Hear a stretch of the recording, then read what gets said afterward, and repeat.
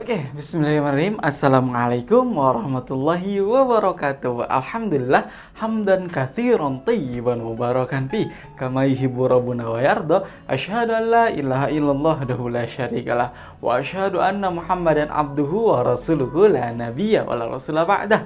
Allahumma shalli wa sallim wa zid wa barik wa an'im ala habibikal Mustafa Muhammad sallallahu alaihi wasallam wa ala alihi wa sahbihi wa man tabi'ahum bi ihsanin ila yaumid din wa ba'du. Kaifaluk semuanya? Ya, alhamdulillah khair. Semoga semuanya tetap sehat dan tetap semangat.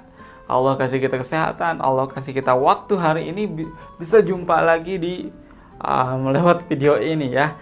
Mudah-mudahan Allah secepatnya mengabulkan doa kita supaya kita bisa kembali bertemu langsung tatap muka di baik di kelas maupun dimanapun itu dengan keadaan tenang. Oke. Alhamdulillah hari ini kita ketemu lagi di pelajaran PAI bersama Bapak. Insya Allah untuk pelajaran PAI hari ini kita akan belajar tentang kisah-kisah Nabi. Oke, tentang apa?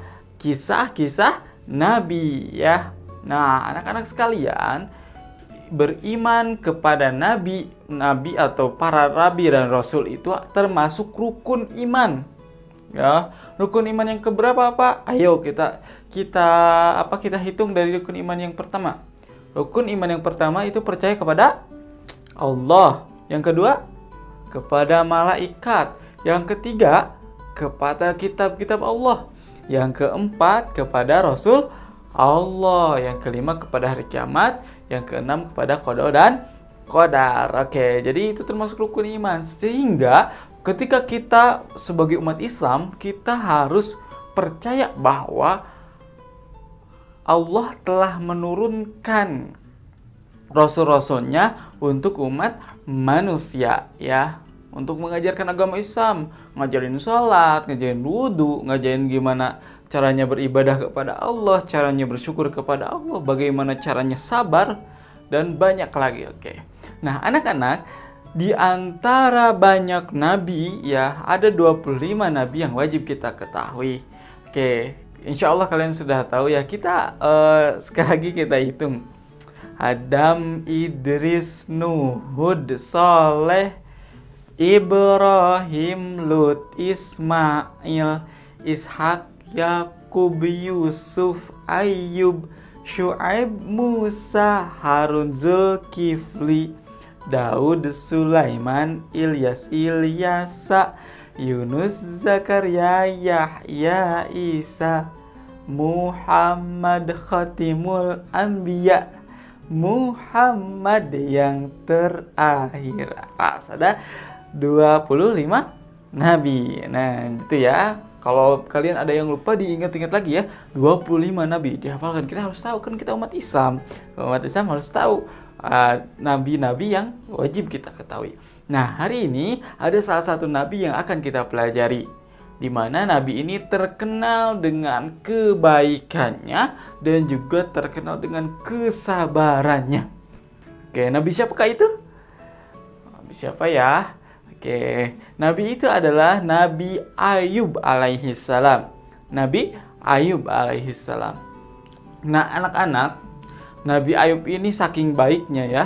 Nabi Ayub ini saking baiknya, Nabi Ayub sampai terkenal sama malaikat.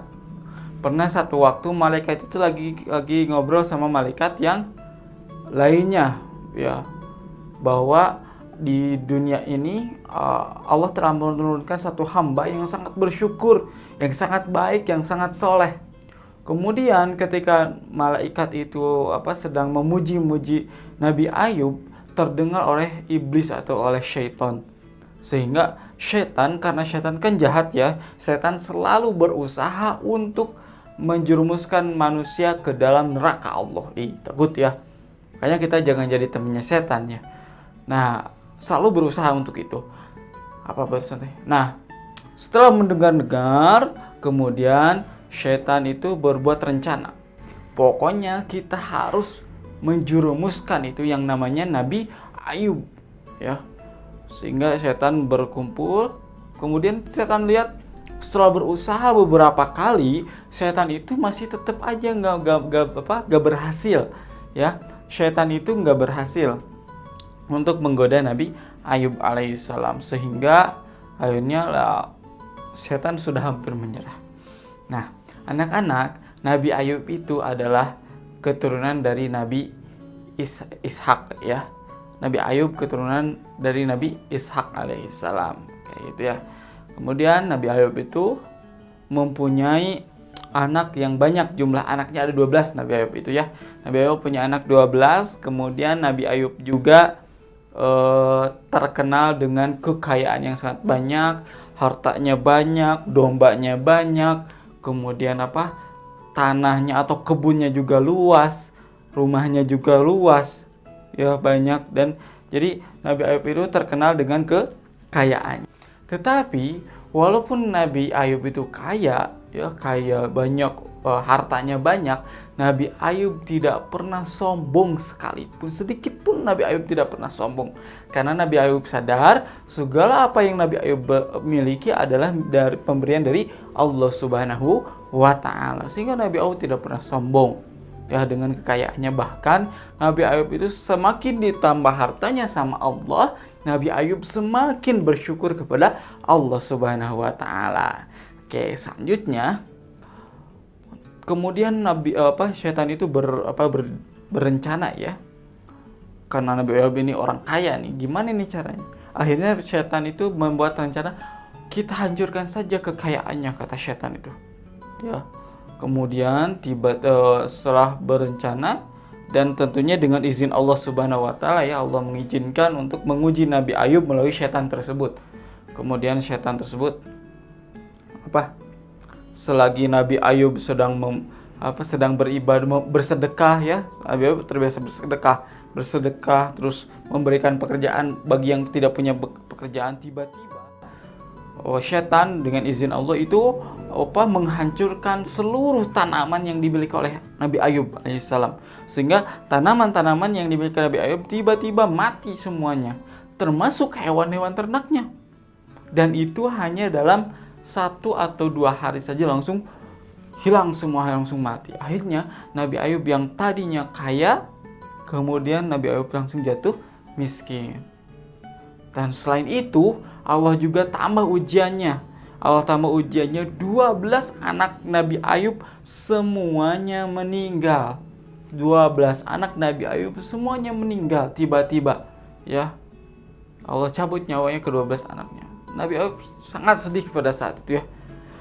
Udah mah hartanya hilang, kemudian Nabi Ayub itu anak-anaknya meninggal ya. Nabi Ayub sangat sedih, sehingga Nabi Ayub pun, walaupun Nabi Ayub sedih, tapi Nabi Ayub terus bersyukur kepada Allah Subhanahu wa Ta'ala. Kemudian syaitan berencana lagi, gimana nih Nabi Ayub masih kena sabar ya. Dan kemudian Nabi Ayub itu, syaitan berencana lagi, gimana nih hartanya sudah habis, anaknya dengan Allah sudah ambil ini nyawanya ya, sudah meninggal semuanya anak-anaknya. Gimana supaya menggoda Nabi Ayub, supaya Nabi Ayub menjadi tidak bersyukur kepada Allah, jadi marah sama Allah. Gimana caranya? Akhirnya syaitan itu berencana lagi, kita buat Nabi Ayub sakit katanya. Nah, akhirnya syaitan itu berencana lagi dan dibuatlah Nabi Ayub dalam waktu 1 malam itu. Jadi beliau lagi tidur, tiba-tiba pas bangun Nabi Ayub dalam keadaan penuh luka ya, dan gatal-gatal seluruh badannya, penuh luka dan gatal-gatal itu tiba-tiba. Tapi apa Nabi Ayub marah sama Allah? Justru Nabi Ayub tidak marah sama sekali sama Allah, dan malah Nabi Ayub berdoa kepada Allah, ya Allah, saya mendapatkan banyak kali ujian dari Engkau ya Allah, berilah saya kesabaran. Tuh Nabi Ayub itu sangat sabar ya, sangat sabar menghadapi ujiannya, dan itu berlangsung lama ya, hampir 20 tahun kata sebagian pendapat, atau sebagian lagi menyebutkan itu berjalan hampir 7 tahun ya, 7 tahun. Intinya kurang dari 20 tahun dan sekitar lebih dari 7 tahun gitu. Berarti lama. Nabi Ayub sakitnya itu lama. Nah, akhirnya Semakin lama Nabi Ayub pun semakin tua, kemudian penyakitnya semakin parah. Akhirnya warga di sekitaran rumah Nabi Ayub itu warga itu mengusir Nabi Ayub, sehingga Nabi Ayub beserta istrinya yang bernama Rohmah, istrinya bernamanya Rohmah atau Rahmah ya, itu pergi ke suatu tempat dan mendirikan satu rumah di tengah padang pasir ya, mendirikan satu rumah sendirian, gak ada tetangganya, gak ada yang lain. Nabi Ayub semakin lemah, semakin tua. Kemudian Nabi Ayub itu pun terus tidak lupa untuk beribadah kepada Allah Subhanahu wa taala. Kemudian setan itu berencana lagi. Akhirnya gimana tetap ya, setan itu saking jahatnya, setan itu selalu berencana untuk menyesatkan Nabi Ayub. Tapi karena Nabi Ayub sangat saleh dan sangat baik, sangat sabar dan sangat rajin ibadahnya sama Allah Subhanahu wa taala. Akhirnya Nabi Ayub alaihissalam itu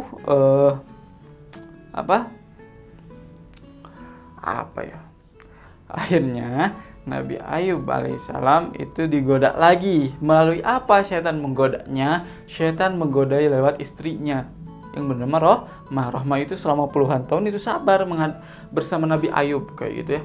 Kemudian setan berubah menjadi seorang nenek tua.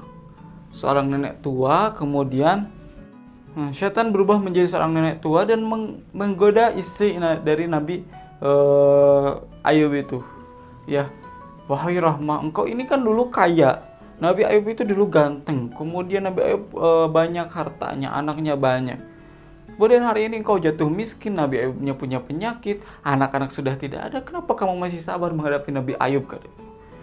Mintalah kepada sudah saja tinggalkan Nabi Ayub, kata setan itu kepada istri Nabi Ayub. Akhirnya atau mintakan Nabi Ayub supaya berdoa kepada Tuhannya supaya menyembuhkan dia ya. Kemudian Nabi Ayub bilang ke Rohmah, wahai Rohmah, wahai istriku, katanya ya, wahai istriku, apakah engkau tidak sadar berapa lama kita diberikan kekayaan sama Allah, berapa lama kita diberikan kesehatan sama Allah, dan berapa lama hari ini kita dikasih kemiskinan dan penyakit. Kemudian Rahmah menjawab, engkau diberi kekayaan sekian puluh tahun, engkau diberi kesehatan sekian puluh tahun, dan engkau sudah diberi sakit kurang dari kesehatan tersebut. Nah itu dia katanya, aku ini malu minta sama Allah, aku udah dikasih sehat, misalnya aku udah dikasih sehat 20 tahun, sedangkan aku baru sakit 7 tahun aja aku udah ngeluh kayak gitu, kata Nabi Ayub. Saking sabarnya Nabi Ayub, dan saking Nabi Ayub selalu bersyukur kepada Allah Subhanahu wa taala dengan segala apa yang beliau alami. Nah akhirnya wahai Rahmah, engkau telah tergoda oleh setan, kata Nabi Ayub gitu ya. Sungguhnya aku akan mencambukmu ya, dicambuk itu dicepret selama 100 kali ketika nanti aku sudah sembuh. Kemudian Rahmahnya pergi. Kemudian Nabi Ayub tiba-tiba mendapatkan wahyu sebagaimana dalam surat Shad ada dijelaskan bahwa Allah memerintahkan kepada Nabi Ayub untuk menghentakkan kakinya ke bumi atau ke tanah yang sedang diinjak oleh Nabi Ayub. Akhirnya Nabi Ayub menuruti wahyu tersebut, menghentakkan kakinya ke bumi, ke tanah tersebut. Akhirnya Nabi Ayub pun tiba-tiba dia dari bawah tanahnya itu keluar air, dan Nabi Ayub pun minum dan mandi dengan air tersebut, dan dengan izin Allah air tersebut ternyata mampu menyembuhkan Nabi Ayub, dan ternyata wajah Nabi Ayub pun kembali lagi menjadi ganteng seperti waktu dulu. Bahkan istrinya sempat tidak mengenali Nabi Ayub karena ya tadinya kan banyak penyakit dan sudah tua, tapi kembali segar dengan izin Allah. Nah, itulah kisah singkat dari Nabi Ayub, bahwa Nabi Ayub bagaimana beliau sangat sabar, baik dalam keadaan kaya maupun keadaan miskin, baik dalam keadaan banyak anak maupun keadaan tidak banyak anak atau anaknya sudah meninggal. Kemudian Allah pun Nabi Ayub pun sangat bersyukur. Ketika dia punya harta dia bersyukur, ketika dia tidak punya harta pun dia tidak tetap bersyukur kayak gitu ya. Dan berkat kesabaran kesyukurannya, akhirnya semua yang Nabi Ayub sebelumnya diuji dengan itu, artinya semua yang dulunya hilang, anak-anak yang hilang, meninggal, harta yang hilang, kemudian istri yang bukan istri, ya itu ya, penyakit yang tadinya ada, penyakitnya jadi sembuh, hartanya kembali lagi bahkan 2 kali lipat ya, karena setelah tahu Nabi Ayub sembuh, Nabi Ayub kemudian warganya datang kepada Nabi Ayub. Habis itu kemudian Nabi Ayub anak-anaknya itu pun sama Allah diganti dengan apa? Akhirnya istri Nabi Ayub hamil dengan terus beranak kembar, sehingga Nabi Ayub yang tadinya anak 12 itu hampir ya anaknya banyak lagi, yang tadinya sudah meninggal anaknya banyak lagi. Nah anak-anak, itu saja untuk video kali ini berkaitan dengan kisah teladan dari Nabi Ayub. Nantikan kisah teladan lainnya di video selanjutnya. Wallahu a'lam bishawab. Wassalamualaikum warahmatullahi wabarakatuh.